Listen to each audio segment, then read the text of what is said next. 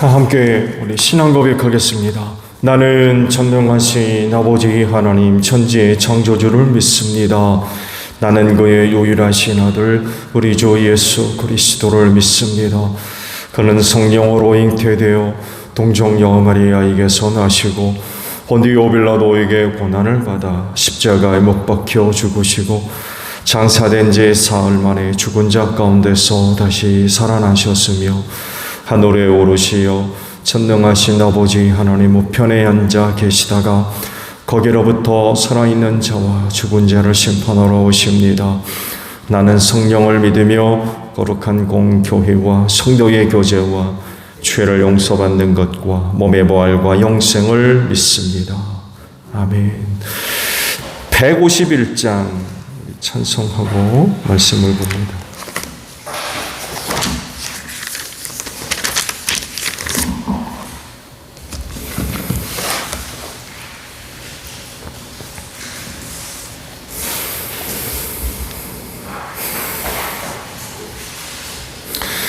찬송가 151장입니다.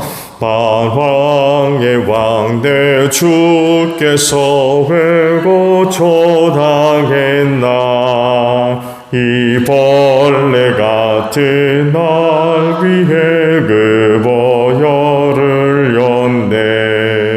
십자가 내가 처음 볼 때에 나의 마음의 큰 고통 사라져 오늘 믿고서 내 눈 밝아한데 참 내 기쁨 영원하도다. 주 십자가 못 박힘은 속죄함 아닌가. 그 긍휼함과 그 은혜 말할 수 없도다. 십자가 내가 처음 볼 때에 나의 마음의 큰 고통 사라져 오늘 믿고서 내 눈 밝아한데 참 내 기쁨 영원하도다. 늘으로도 그 큰 은혜 다 갚을 수 없네. 나 주님께 몸 바쳐서 주의 힘쓰리.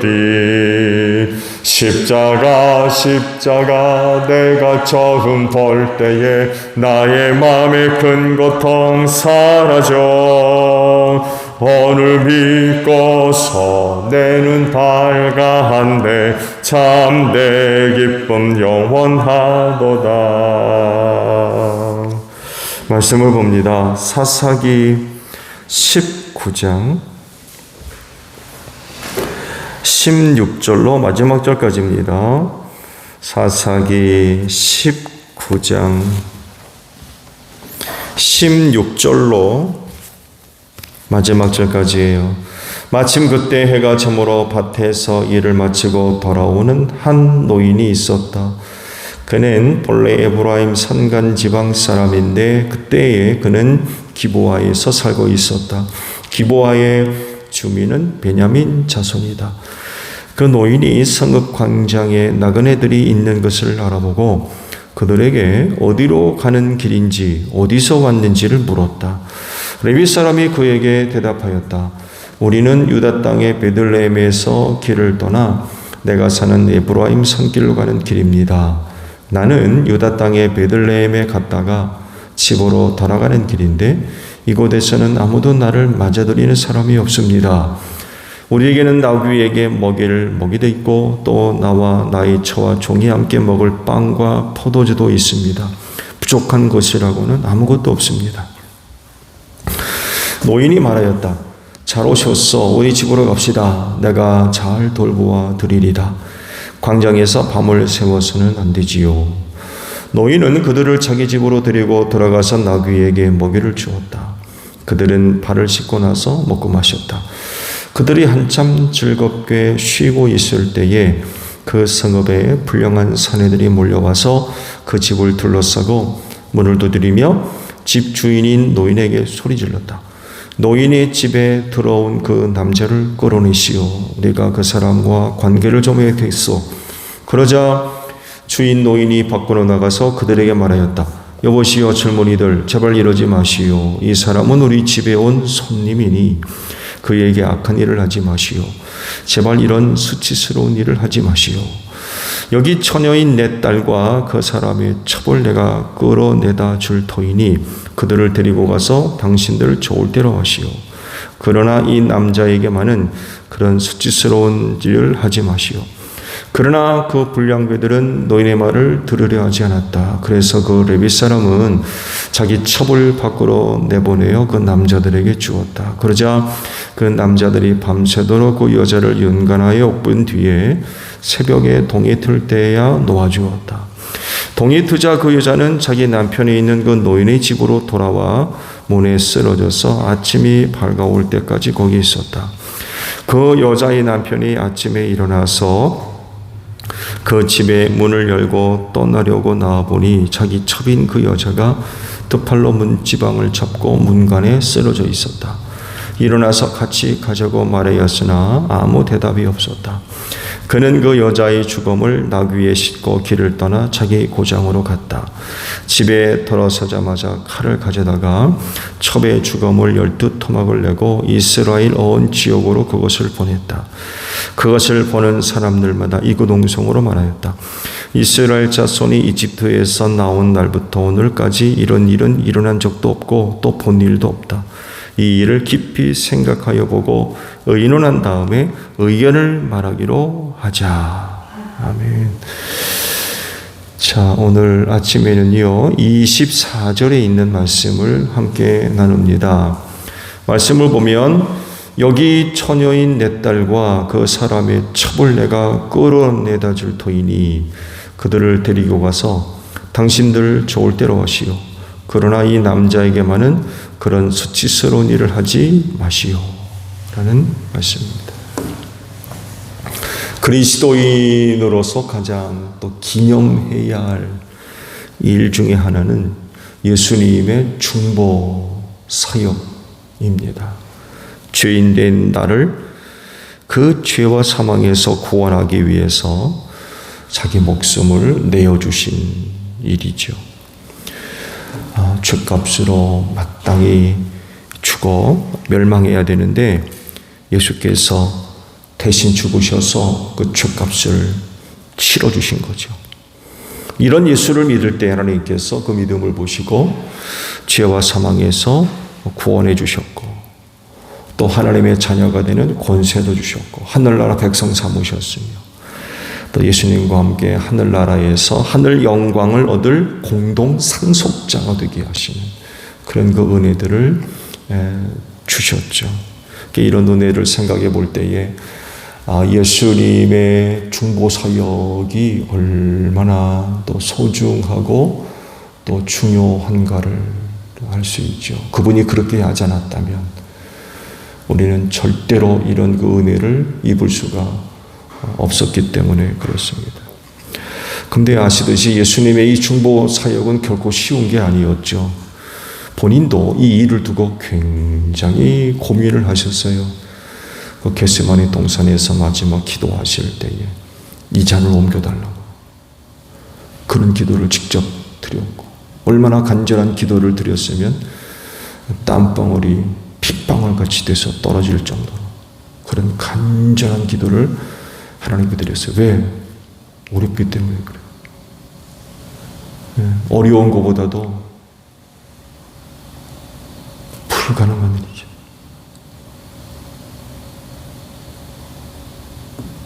그거 나물비에 대신 죽는 거 이거 할 수 있는 일이 아니기 때문에 그래요. 근데 그 일을 해야 되기 때문에 이런 기도를 드릴 수밖에 없었던 거죠. 그렇지만 결국 하나님의 뜻대로 중보 사역을 완성하셨죠. 그렇게 함으로 인하여 인류 구속사가 완성될 수가 있습니다. 오늘 주의 말씀에서 두 사람에게 초점을 맞추어 보면 하나는 집주인이고 다른 하나는 그 집에 손님으로 들어가게 된 레위 사람이죠. 두 사람이 보여지는 모습이 상당히 상반됩니다. 극도로 상반돼요. 또 그렇다고 해서 하나님 앞에서 저들의 보이는 행위들이 온전하냐? 또 그렇지도 않아요. 이들에게 심각한 위기가 닥쳤죠. 다행히도 광장에서 노인을 만나서 그 집에 초대를 받아서 그 밤을 이제 보내게 됐죠. 근데 불량배들이 그 집으로 몰려와가지고는 행패를 이제 부리는 거죠. 남자를 내놓으라고 위협을 합니다. 그러자 노인이 자기 집에 들어온 손님을 보낼 수가 없는 거죠. 지극히 노인의 입장에서 보게 되면 나름 그 사회적 혼란과 영적 혼돈, 도덕과 윤리의 타락 이런 세대 안에서 노인이 보여주는 모습 보게 되면 그래도 야 의식 있는 사람 있네 라고 할 정도예요. 나름 유대인으로서 의식 갖고 사는 손님 대접할 줄 아는 이런 사람 하나를 보석 같은 사람 하나를 발견할 수 있는 거죠. 그게 거기서 끝나지 않고 그런 그 위협이 있었을 때에 해결책을 제시를 하는데 자기 딸을 내주겠다. 그러고 나서죠. 자기 딸을 내주겠다. 그러자 결국에는 레위인이 자기 첩을 내주었다고 말씀하고 있죠. 이 두 사람의 상반된 그런 그 모습을 이제 발견할 수 있어요. 극적인 대비를 이루고 있는 거예요. 당시 두 사람이 위협 속에서 보여준 모습이 과연 최선이냐? 한 사람은 자기 집에 찾아온 손님을 보호하기 위해서 자기 딸을 내준다고 그러죠. 이거 자기 희생입니다. 누가 그러겠어요? 할 수 있어요? 다른 하나는요, 레위인이죠. 자기가 살려고 첩을 내줍니다. 한 사람은 다른 사람을 살리려고 자기 딸을 내준다고 그러고, 레위인 본인 자신은 자기가 살려고 자기 첩을 내줘요. 똑같지 않죠? 똑같지 않습니다. 과연 두 사람의 행위, 모습이 하나님 앞에서 누가 과연 선한 것이 될 수 있느냐? 라는 물음을 하지 않을 수가 없어요. 근데요, 제가 앞서 말씀을 드린 대로 예수님의 중보 사역과 비교해 보면 사실 둘 다 문제가 있어요. 하나님의 마음을 품고 성경적 가치를 갖고 사는 사람에게는요, 남을 위해 자기를 희생하는 것은 결코 헛된 일이 아니죠. 그건 세상에서 가장 복된 일인 걸 알아요. 왜? 예수께서 그렇게 사셨거든요. 자기가 믿는 예수가 그런 예수였어요. 그런 예수를 믿고 있고, 그거 결코 헛된 일이 아니라는 건 너무나도 잘 알고 있는 거죠. 그래서 비참한 결과를 초래한다 할지라도 하나님 앞에서 결코 악하다 할 수 있는 행위는 하지 않습니다.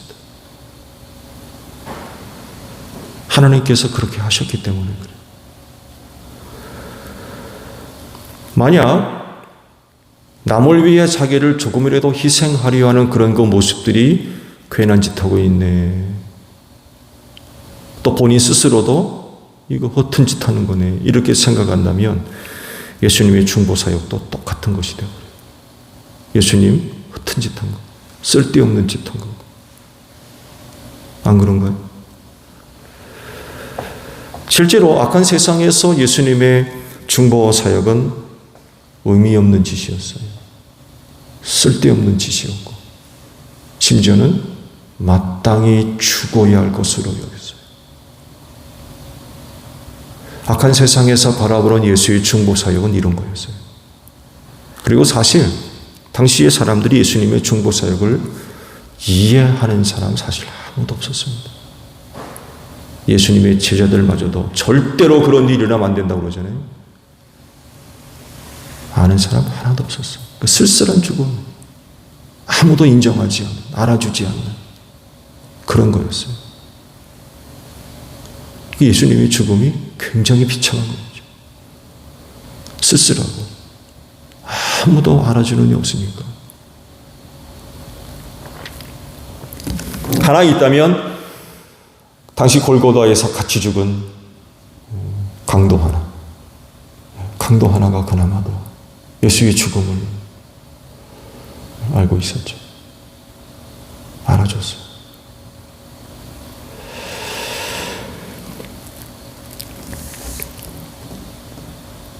하나님은 사랑이라고 하는 그 사랑은 남을 위해 자기를 희생하는 거였는데 그 희생은 자기 목숨을 내어놓는 거였습니다. 그건 손해보는 것이었고요. 자기를 내어주는 거였죠. 그런데 당시 두 사람이 보여주는 모습을 보게 되면 온전한 자기 희생이 없어요. 그나마도 주인이 하나 조금 난 자기 딸을 내준다고 그러니까 그나마도 조금 난 그런 모습을 보여주고 있죠. 그렇지만 위협 속에서 자기가 살려고 다른 사람을 내주는, 자기가 살려고 다른 사람을 내주는, 다른 사람을 보호하기 위해서 자기를 내주는 게 아니라 자기가 살려고 다른 사람을 내주는 그런 모습을 보여주고 있지를 못하는 거죠. 이건 예수를 통해서 보여준 중보 사역의 모습과는 거리가 멀죠. 정반대되는 그런 모습이죠. 앞서 제가 말씀을 드렸습니다만 사사시대는 어떤 시대였느냐. 사사시대. 오늘 말씀 속에서 발견할 수 있는 건 극단적 이기주의. 자기밖에 몰라. 남을 위해 자기를 희생하려고 하는 모습 하나 보여주질 않는. 자기가 살려고 다른 사람을 죽이는 이런 모습을 보여주거든.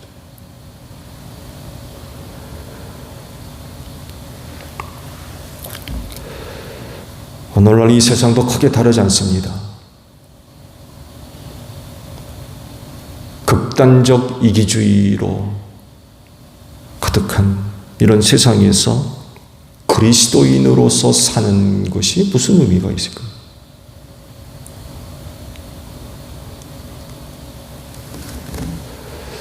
악한 세상에서 저들의 삶을 들여다보면 무가치하죠. 허무하고 헛된 것이 될 수밖에 없어요. 그렇지만 중보자의 삶을 보여주신 예수님을 믿고 그분을 따르며 닮아야 되는 사람이라고 하면 그렇게 살아야 되지 않겠습니까? 그것이 오늘 극단적 이기주의 속에서 인정받지 못하는 쓸데없는 짓으로 여겨진다 할지라도 그가 믿는 예수가 그렇게 살았기 때문에 또 그런 길을 갔기 때문에 그런 예수를 믿고 그 길을 따라가야 된다는 사람이라면 그렇게 살아야 되지 않을까.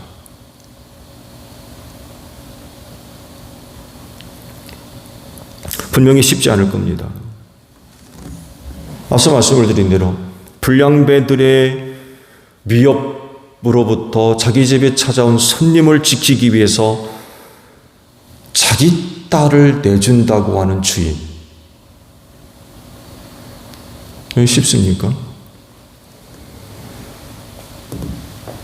더욱이 자기를 희생하는 건 더더욱 힘든 일이죠. 자기 딸을 내주겠다라고 할 때에도 이게 그만큼 남을 위해서 자기를 희생하는 거죠. 더군다나 자기를 내어주는 일은 더 어려워진 거예요. 더 자기 목숨을 내놔야 되니까. 남을 위해 자기 목숨을 대신 내어놓는.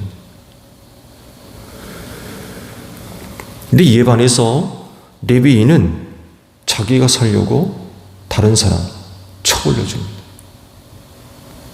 자기가 살려고 첩을 지키기 위해서, 또 주인집의 보호를 위해서 자기가 나서는 게 아니라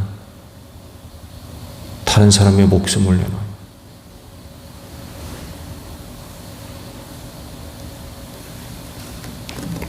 두 사람이 극명한 대비를 이루고 있습니다. 이 두 사람의 모습과 태도에서 그리스도인은 어떤 사람에게서 발견되어야 될까? 그리스도인이라고 하면 이 두 사람의 모습 가운데 어떤 사람의 모습이 비춰져야 될까?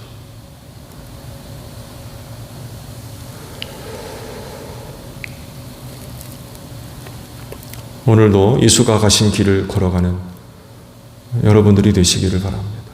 그 길 세상 인정하지 않을 거예요. 조롱할 겁니다.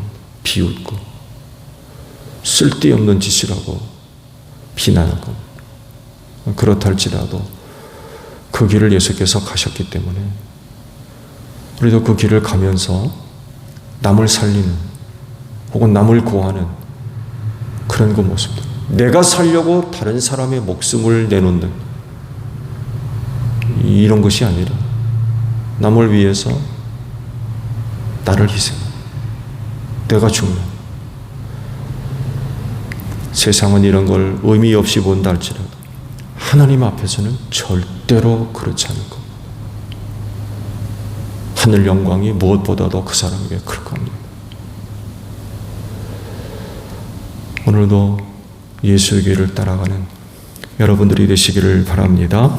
주기도문 합니다. 하늘에 계신 우리 아버지, 아버지 이름을 거룩하게 하시며 아버지의 나라가 오게 하시며 아버지의 뜻이 하늘에서와 같이 땅에서도 이루어지게 하소서. 오늘 우리에게 일용할 양식을 주시고 우리가 우리에게 잘못한 사람을 용서하여 준 것 같이 우리 죄를 용서하여 주시고 우리를 시험에 빠지지 않게 하시고 악에서 구하소서. 나라와 권능과 영광이 영원히 아버지의 것입니다. 아멘. 기도하겠습니다.